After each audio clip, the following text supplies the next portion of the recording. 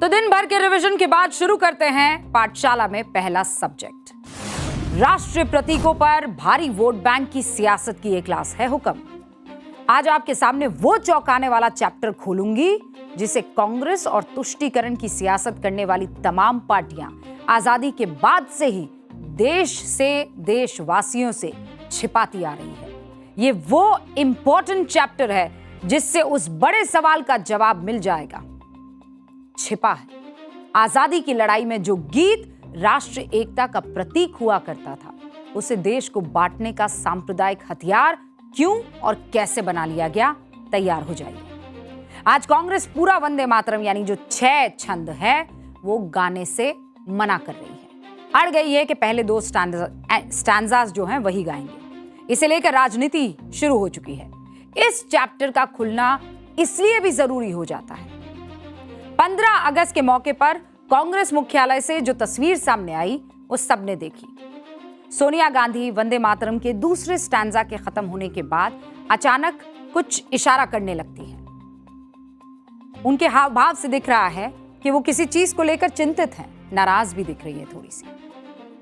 फिर बाद में कांग्रेस ने सफाई दी कि वो तो कुर्सी मांग रही थी। तबीयत को लेकर क्योंकि बुजुर्ग है खड़गे, थोड़ा सा परेशान हो गई। वंदे मातरम का कोई अपमान नहीं हो रहा था। फिर बाद में कहा गया कि भाई वंदे मातरम के शुरुआती 2 पैरा से ज्यादा हम नहीं गाएंगे, गला कटवाना है तो कटवा दो। हम वही फैसला मानेंगे जो सन 1937 में कांग्रेस वर्किंग कमेटी ने तय किया था। इसी के बाद गृह मंत्री अमित शाह ने पलटवार किया और कहा कांग्रेस का सिर्फ 2 पैरा वंदे मातरम गाने का फैसला तुष्टीकरण और वोट बैंक की राजनीति है। देश में अब तुष्टीकरण की राजनीति नहीं चलेगी, वो नई मुस्लिम लीग बनती जा रही है, अमित शाह कह रहे हैं कांग्रेस के बारे में। पूरा वंदे मातरम गाने से इनकार पर बीजेपी ने क्यों कांग्रेस को नई मुस्लिम लीग बताया, इसी में इस विवाद की वो ऐतिहासिक कहानी छिपी हुई है जिससे आज की पीढ़ी, ये जेन जी हो कि जेन अल्फा हो, अनजान है। कड़वी हकीकत यह है कि सन 1937, और प्लीज बहुत गौर से मेरे तथ्यों को सुनिएगा, और ये केवल मेरे तथ्य नहीं है, ये देश के तथ्य हैं। ये सब कुछ रिकॉर्ड में है, कोई बनी बनाई बात नहीं है, ये सब कुछ मौजूद है। और इसीलिए बहुत गौर से सुनिएगा। आपको एक एक वर्ष याद होना चाहिए, एक एक नाम याद होना चाहिए। सन 1937 से पहले कांग्रेस का हर कार्यकर्ता, चाहे वो हिंदू हो कि मुस्लिम हो कि सिख हो कि ईसाई हो, वो किसी जाति का हो, वंदे मातरम गीत पूरा गाता था। कांग्रेस के अधिवेशनों में मंच से इसे गाया जाता था और बड़े गर्व के साथ। हालात ये थे कि 1906 में बंगाल के बारिसाल में एक प्रांतीय सम्मेलन हो रहा था। उसी दौरान वंदे मातरम गाने पर अंग्रेज हुकूमत ने लाठीचार्ज कर दिया, क्योंकि पहले से वंदे मातरम न गाने की नसीहत थी। अंग्रेज प्रशासन इसे सेडेशन मानता था। आपको पता है उस सम्मेलन की अध्यक्षता उस वक्त कौन कर रहा था? बिल्कुल सही पढ़ रहे हैं आप, बैरिस्टर अब्दुल रसूल। उनकी अध्यक्षता वाले इस सम्मेलन में लाठीचार्ज हो गया, सैकड़ों लोग घायल हो गए, और सिर्फ इसलिए क्योंकि वो गा रहे थे वंदे मातरम। ये तो एक उदाहरण दिया है हुक्म मैंने, अभी तो हैरान होना अभी बाकी है आपको। आजादी से पहले कांग्रेस के अधिवेशन में जब पहली बार वंदे मातरम को गाया गया, पहली बार, हां, तब पता है आपको कांग्रेस की कमान एक मुस्लिम नेता के हाथ में थी। रहीमतुल्ला एम सयानी कांग्रेस के प्रेसिडेंट हुआ करते थे तब। कोलकाता में 1896 में कांग्रेस का 12वां अधिवेशन हुआ। रविंद्रनाथ टैगोर ने पहली बार वंदे मातरम गाया और मंच पर रहीमतुल्ला वंदे मातरम के सम्मान में खड़े थे, उसे गा रहे थे, गुनगुना रहे थे, और वो भी फख्र के साथ। उन्होंने कहा था वंदे मातरम की पहली सदा, पहली आवाज ने कांग्रेस को एक संस्था से एक राष्ट्रीय पहचान में तब्दील कर दिया।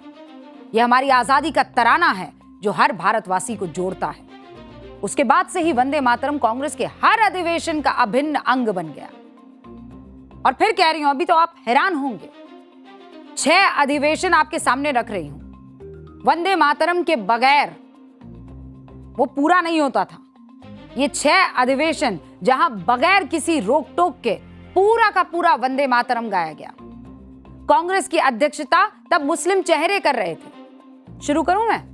सन 1896 का तो मैंने जिक्र किया, कोलकाता का अधिवेशन, वंदे मातरम गाया गया। अध्यक्ष कौन थे? रहीमतुल्ला एम सयानी। अब आइए 1913 में कराची में हुआ कांग्रेस का 28वां अधिवेशन, वहां वंदे मातरम गाया गया। अध्यक्ष कौन थे? नवाब सैयद मोहम्मद बहादुर। अब आइए मुंबई में सन 1918 कांग्रेस का स्पेशल अधिवेशन हुआ, वहां वंदे मातरम जब गाया गया, अध्यक्ष कौन थे? सैयद हसन इमाम। 1921 अहमदाबाद में कांग्रेस का 36वां अधिवेशन हुआ, अध्यक्ष थे हाकिम अजमल खान। वंदे मातरम पूरा गाया गया। 1923 दिल्ली में कांग्रेस का स्पेशल अधिवेशन हुआ, अध्यक्ष मौलाना अबुल कलाम आजाद। यहां भी वंदे मातरम पूरा गाया गया। 1927 मद्रास में कांग्रेस का 42वां अधिवेशन, अध्यक्ष कौन थे? मुख्तार अहमद अंसारी। वहां भी वंदे मातरम पूरा गाया गया। तो क्या ये सब मुसलमान नहीं थे? क्या ये सब कलमा गो नहीं थे? क्या इन सबको इस्लाम से बेदखल कर दिया गया था? आजादी की लड़ाई में हिंदू, मुस्लिम, सिख, ईसाई हर भारतवासी वंदे मातरम का तराना गाता था। इसे गाकर फांसी के फंदे को चूमता रहा, क्योंकि ये गीत उन्हें अपनी जन्मभूमि, अपने मादरे वतन की आजादी की प्रेरणा देता था। उनके लिए वंदे मातरम राष्ट्रीय एकता का गीत था। 1905 में जब अंग्रेजों ने धर्म के आधार पर बंगाल का विभाजन किया, 6 अगस्त को कोलकाता के टाउन हॉल में 30,000 लोगों ने एकजुट होकर वंदे मातरम गाया था। स्वदेशी आंदोलन का यह प्रतीक बना। इतिहास हुक्म पलट कर देख लीजिए, इतिहास। उस प्रदर्शन में हिंदू, मुस्लिम सब थे, बल्कि मुस्लिम तादाद ज्यादा थी। तब कश्मीर से कन्याकुमारी तक और अटक से कटक तक हर भारतीय एक ही नारा लगाता था, वंदे मातरम। अंग्रेज इससे इतना घबराते थे कि सन 1905, 1906, 1908, 1938 इस गाने पर पाबंदी लगा दी इन अंग्रेजों ने। भारी जुर्माना लगाने का ऐलान कर दिया इन अंग्रेजों ने। इसके बाद भी आजादी के मतवाले माने नहीं। अंग्रेजों ने दमन का क्रूर चक्र चलाया। फिर अब सवाल है कि वंदे मातरम के नाम पर तब के जेनजी फांसी को गले लगा रहे थे। आंदोलन करके भारत के लोग लाठियां खा रहे थे। फिर वंदे मातरम के 2 स्टैंजा पर कांग्रेस ने 1937 में मोहर क्यों लगा दी? और वो कांग्रेस का मीटिंग पॉइंट जहां पे एक से बढ़कर एक नेता मौजूद, क्यों मोहर लगा दी? मैं इसका जवाब दूंगी आपको। पहले केंद्रीय गृह मंत्री अमित शाह का एक बयान आपके सामने रखती हूं। 1937 में कांग्रेस पार्टी ने मुस्लिम अपीसमेंट के लिए वंदे मातरम के 2 टुकड़े कर देश के विभाजन की नींव डाली थी, और वहीं से 2 राष्ट्र के सिद्धांत को ताकत मिली थी, और अंततोगत्वा देश का विभाजन हुआ और पाकिस्तान का जन्म हुआ था।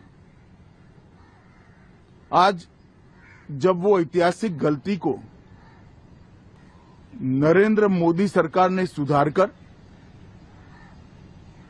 वो निर्णय को कानूनी जामा भी पहनाया है, इसकी अवहेलना करने का कांग्रेस ने कल निर्णय किया है। पहले वंदे मातरम का विभाजन हुआ, 2 स्टैंजा गाएंगे, बाकी छोड़ देंगे। ये वंदे मातरम का विभाजन था असल माने में। देश के गृह मंत्री अमित शाह जो बात कह रहे हैं उसे समझने की जरूरत है। आज हम आपके सामने 3 घटनाओं का जिक्र करेंगे, प्लीज बहुत गौर से सुनिएगा। पहली घटना 1937, दूसरी घटना 1938, तीसरी 1940। शुरू कर रही हूं मैं। 1937 में कांग्रेस ने प्रस्ताव पारित किया, वंदे मातरम 2 ही छंद जो ऊपरी है वो गाए जाएंगे, ये फैसला ले लिया गया। 1938 में मुस्लिम लीग की पीरपुर कमेटी बन जाती है और 1940 में इसी मुस्लिम लीग ने अलग देश के लिए प्रस्ताव पास किया। अब आगे की बात ध्यान से सुनिएगा हुक्म, क्योंकि यही वो 3 ऐतिहासिक घटनाएं हैं जिन्होंने 2 नेशन थ्योरी की भूमिका तैयार कर दी और देश बंट गया। 1935 के गवर्नमेंट ऑफ इंडिया एक्ट के तहत 1937 में प्रांतीय चुनाव हुए। इसके नतीजों ने मुस्लिम लीग के कान खड़े कर दिए। किसी भी मुस्लिम बहुल राज्य में पार्टी की सरकार नहीं बनी। मुसलमानों के लिए रिजर्व 482 सीटों में भी मुस्लिम लीग को केवल 109 सीटें ही मिली। क्रोनोलॉजी पर ध्यान दीजिएगा हुक्म। 1937 की शुरुआत में चुनाव के नतीजे आए। इस नतीजे के बाद अपने वोट बैंक को साधने के लिए मुस्लिम लीग ने वंदे मातरम को मुद्दा बना लिया। उसी साल यानी अक्टूबर 1937 में कांग्रेस का कलकत्ता अधिवेशन हुआ। मुस्लिम लीग की आपत्ति के आगे क्या कांग्रेस झुक गई? और इसीलिए यह फैसला लिया गया कि केवल 2 छंद गाए जाएंगे। अब आ जाइए 1938 में। मुस्लिम लीग ने अपने नेता राजा सैयद मेहदी परिपुर के नेतृत्व में एक कमेटी बनाई जो पीरपुर कमेटी के नाम से मशहूर भी है। सैयद मेहदी के नाम के साथ परिपुर इसलिए लगा है क्योंकि जनाब अवध क्षेत्र के परिपुर रियासत के जमींदार हुआ करते थे। खैर, ये पीरपुर, माफ कीजिएगा, पीरपुर कमेटी की रिपोर्ट पर आप ध्यान दीजिए। 1938 के नवंबर महीने में रिपोर्ट आती है, कांग्रेस शासित राज्यों में मुसलमानों पर अत्याचार हो रहा है। पीरपुर कमेटी अपनी रिपोर्ट में कई तरह के अत्याचार गिनाती है। उनमें एक ये भी था कि मुसलमानों पर वंदे मातरम गाने का दबाव बनाया जा रहा है। यानी पहले तो मुस्लिम लीग ने राष्ट्रगीत के 2 टुकड़े कराए, उसके बाद यह भी कह दिया कि राष्ट्रगीत जबरदस्ती थोपा जा रहा है। जिन्ना की पार्टी को एहसास हो गया था कि कांग्रेस उसके आगे कहीं ना कहीं प्रेशराइज महसूस कर रही है। वो इस मौके को पूरी तरह से इस्तेमाल करना चाहती थे। पीरपुर रिपोर्ट, उसका पेज नंबर 18, वंदे मातरम के बारे में उसमें क्या लिखा है आपको गौर से देखना और सुनना चाहिए। By excluding certain lines from the national song, the Congress High Command has conceded the League contention that Vande Mataram at least does contain objectionable passages. They must, however, realize that the Muslims cannot forget the historical background of the song and the sentiments which led to its composition. अब मैं हिंदी में इसका तर्जुमा आपको बता देती हूं। राष्ट्रगीत से कुछ पंक्तियों को हटाकर कांग्रेस हाईकमान ने लीग के इस तर्क को तो स्वीकार कर लिया है कि वंदे मातरम में कुछ आपत्तिजनक अंश तो हैं ही, लेकिन उन्हें यह भी समझना चाहिए कि मुसलमान इस गीत की ऐतिहासिक पृष्ठभूमि और उन भावनाओं को नहीं भूल सकते जिनके कारण इनकी रचना हुई थी। यानी कांग्रेस की कमजोरी को मुस्लिम लीग ने हथियार बना लिया। वंदे मातरम के टुकड़े कराने में सफल रहने के बाद भी मुस्लिम लीग इसके खिलाफ साजिश में लगी रही। पूरे 2 साल जिन्ना की पार्टी कांग्रेस की इस अपारता का, बड़े दिल का फायदा उठाती रही। राष्ट्रगीत को मुसलमानों पर अत्याचार के रूप में प्रचारित करती रही। और फिर आया साल 1940। 23 मार्च 1940 को लाहौर अधिवेशन में लीग ने, ये मुस्लिम लीग ने, मुसलमानों के लिए अलग देश की मांग का प्रस्ताव पारित कर दिया। आज जब अमित शाह कांग्रेस पर यह आरोप लगाते हैं तो वो इतिहास की उस घटना को जरूर ध्यान में रख रहे होंगे। 1937 में मुस्लिम लीग के आगे कांग्रेस ने ये जो अपना बड़ा दिल दिखाया और ये जो बताने की कोशिश की कि सहिष्णुता इसे ही कहते हैं, सबको लेकर साथ चलते हैं, और वो भी तब जब बाकायदा कांग्रेस के कई बड़े नेताओं द्वारा पंडित जवाहरलाल नेहरू को खत लिखे गए। और वो खत के बारे में आगे मैं जिक्र करूंगी। खत लिखकर बाकायदा ये बता दिया कि ये कैसे सरेंडर कहलाएगा। देश के बंटवारे की नींव उसी वक्त डल गई थी हुक्म। मुस्लिम लीग जो चालबाजी कर रही थी, ऐसा नहीं है कि कांग्रेस के नेता इससे अनजान थे। जैसा मैंने आपको बताया, राजगोपालाचारी बाद में देश के पहले गवर्नर जनरल रहे। उन्होंने लेटर लिखकर क्या कहा? महात्मा गांधी को बकायदा चेताया। क्या कहा? अगर मुस्लिम लीग की मांग के आगे झुके तो यह सिलसिला रुकने वाला नहीं है। गोविंद बल्लभ पंत जिन्ना की धमकियों पर कोई जवाब ही उन्होंने नहीं दिया, जीबी पंत ने। लेकिन इसके बाद भी कांग्रेस का शीर्ष नेतृत्व इस बात के लिए तैयार हो गया कि बाकी के छंद नहीं गाए जाएंगे, क्योंकि इससे हो सकता है कि सांप्रदायिक ताकतें फायदा उठा ले। और जिन्ना को समझ में आ गया, मुसलमानों को भ्रमित करना बहुत आसान हो गया उनके लिए। कांग्रेस को कैसे झुकाना है वो समझ गए। रही बात वंदे मातरम की और मुसलमानों की दिक्कत की, तो वंदे मातरम एक संस्कृत वाक्यांश है जिसका मतलब है, ए मां मैं तुम्हें नमन करता हूं। इसमें मातृभूमि के लिए मां शब्द का इस्तेमाल किया है। इसी वाक्यांश को उठाकर बंकिम चंद्र चैटर्जी ने सन 1875 में 6 पैरा का वंदे मातरम गीत लिखा, जिससे करोड़ों देशवासियों की भावनाएं जुड़ी। वंदे मातरम मातृभूमि की वंदना है। वंदना के लिए अरबी में 4 शब्द है। पहला शब्द है ताजीम, यानी इज्जत देना, सम्मान देना, सबसे बढ़कर मानना। दूसरा शब्द है हम्द, यानी देश प्रेम, अपने देश को मादरे वतन मानना, यानी मां की तरह मानना। और तीसरा शब्द है तारीफ, यानी दिल खोलकर प्रशंसा करना। चौथा शब्द है बंदगी, यानी पूजा, आराधना।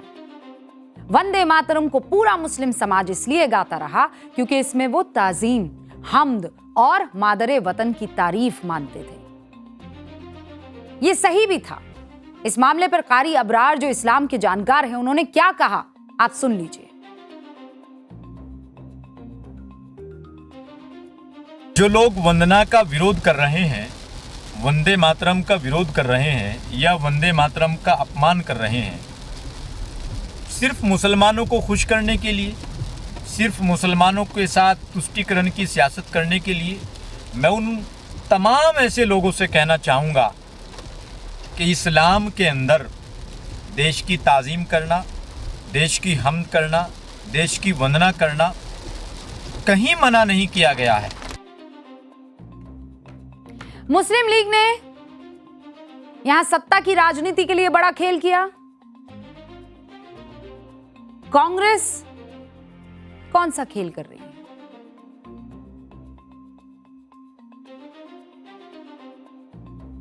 उनकी सत्ता की राजनीति सद सके उसके लिए क्या वंदे मातरम पर ऐतराज हो सकता है? और सीधी सी बात है, एक है 1937 का अधिवेशन कांग्रेस का, और एक है संसद से पारित कानून जिस पर बाकायदा राष्ट्रपति हस्ताक्षर कर चुकी हैं। संविधान की जो किताब लेकर हर जगह घूमती है कांग्रेस और कांग्रेस के बड़े नेता, क्या उस संविधान से रचे गए कानून को साइड में रख देंगे? वंदे मातरम की जब बात होती है, आज कोई मौलवी क्यों नहीं कहता कि मादरे वतन की ताजीम का गीत है, हम्द यानी देशभक्ति का गीत है। कट्टरपंथी विचारधारा यहां तर्क देती है, क्यों? क्या वंदे मातरम में हिंदू धर्म के देवी देवताओं की पूजा है, इसलिए हर मुसलमान के लिए गुनाह है? अरे भाई, वंदे मातरम मातृभूमि को कहा गया है, मातृभूमि को, मां दुर्गा को नहीं, बल्कि मां दुर्गा की तरह मातृभूमि भी शक्तिशाली है, ऐसा बताया गया। और मुसलमान तबका तो वंदे मातरम से इसलिए भी दिल से जुड़ा था क्योंकि इस्लाम में मां का कर्ज सबसे बड़ा कर्ज माना जाता है, उसका हिसाब जन्नत में होता है। कांग्रेस अध्यक्ष रहे तमाम मुस्लिम नेता बहुत पढ़े लिखे थे, उन्होंने तो वंदे मातरम को कभी गलत भावना से नहीं देखा, पूरे मुस्लिम तबके तक पहुंचाया। हकीकत तो यह है कि वंदे मातरम को लेकर सांप्रदायिकता का जहर बना तब शुरू किया गया जब अंग्रेजों ने सत्ता में भारतीयों को भागीदारी देने की शुरुआत की। साल 1909 में अंग्रेजों ने माले मिंटो प्रस्ताव के बाद कानून बनाया, जिसमें विधान परिषदों में भारतीयों को सीमित रूप से चुनाव लड़ने का अधिकार दिया। 1906 में बनी मुस्लिम लीग वहीं से कांग्रेस के साथ सत्ता की लड़ाई में एक्टिव हो गई। वहीं से वंदे मातरम को लेकर तुष्टीकरण की राजनीति शुरू हो गई और अंग्रेज तो यही चाहते थे। उन्होंने इसको खूब आग दी, खूब हवा दी और फिर वक्त आया जब स्टैंड लेना था, वंदे मातरम या जो मुस्लिम लीग दबाव बना रही है वो। और स्टैंड क्या लिया गया वो आपके सामने है। आजादी का जो तराना देश की एकजुटता की मिसाल हुआ करता था, उसे सांप्रदायिक घोषित कर दिया गया, बंटवारे का इतिहास लिख दिया गया। हकीकत तो यह है कि आज वंदे मातरम गाते वक्त सऊदी अरब के मुसलमान भी घबराते नहीं हैं, गाते हैं बगैर हिचक के। यह उसकी तस्वीर है। भारत के मुसलमानों को इसमें शिर्क दिखाई देता है, इस्लाम के खिलाफ वो इसे बता देते हैं। लेकिन ये जो तस्वीर आपको दिखाई दे रही है, इस तस्वीर में आप देखिए एक अरब मूल का शख्स है जो वंदे मातरम ही गा रहा है। चलिए अब आगे बढ़ते हैं। पाठशाला में बदले हुए कश्मीर की क्लास अब आपके सामने रखते हैं।